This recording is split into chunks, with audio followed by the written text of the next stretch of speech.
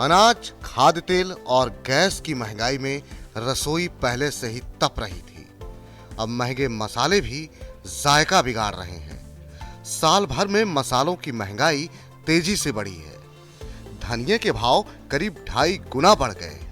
लाल मिर्च के दाम में 50% का उछाल आ गया। जीरा, सौंफ, मेथी दाना के भाव में भी अप्रत्याशित तेजी है। पिछले हफ्ते जारी हुए खुदरा महंगाई के आंकड़े भी ये तथ्य उगल रहे हैं। सब्जी और तेल के साथ मसालों की महंगाई भी दहाई की दहलीज पार कर चुकी है। अब समझिए इस तेजी की वजह। इस साल अधिकतर मसालों की उपज पिछले साल के मुकाबले कम रहने का अनुमान है, जिस वजह से सप्लाई प्रभावित होने की आशंका है। इसी आशंका की वजह से कीमतें बढ़ रही हैं। इस साल धनिया उत्पादन में करीब 80,000 टन कमी का अनुमान है, जबकि जीरा उत्पादन भी करीब 70,000 टन घट सकता है। लाल मिर्च, अजवाइन और छोटी इलायची की उपज भी कम आंकी गई है। मसालों के उत्पादन का यह अनुमान मार्च में जारी हुआ था।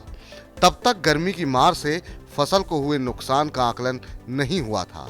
ऐसी आशंका है कि मार्च में उत्पादन को लेकर जो अनुमान जारी हुआ था, फसल उससे भी कम है।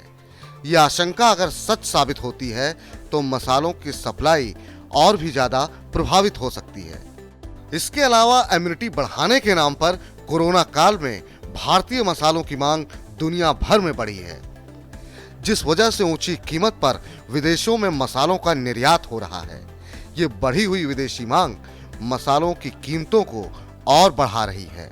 पिछले साल अप्रैल से दिसंबर के दौरान देश से 3.1 अरब डॉलर के लगभग 12 लाख टन मसालों का निर्यात हुआ है। इस निर्यात में अधिकतर हिस्सेदारी लाल मिर्च, जीरा, हल्दी, सूखे अदरक, धनिया और सौंफ की है। मसाले सरकार की उस जरूरी वस्तुओं वाली लिस्ट में भी नहीं आते, जिसमें गेहूं और तेल शामिल हैं, यानी वे वस्तुएं जिनकी कीमत थोड़ी भी बढ़े तो सरकार तुरंत हरकत में आ जाती है।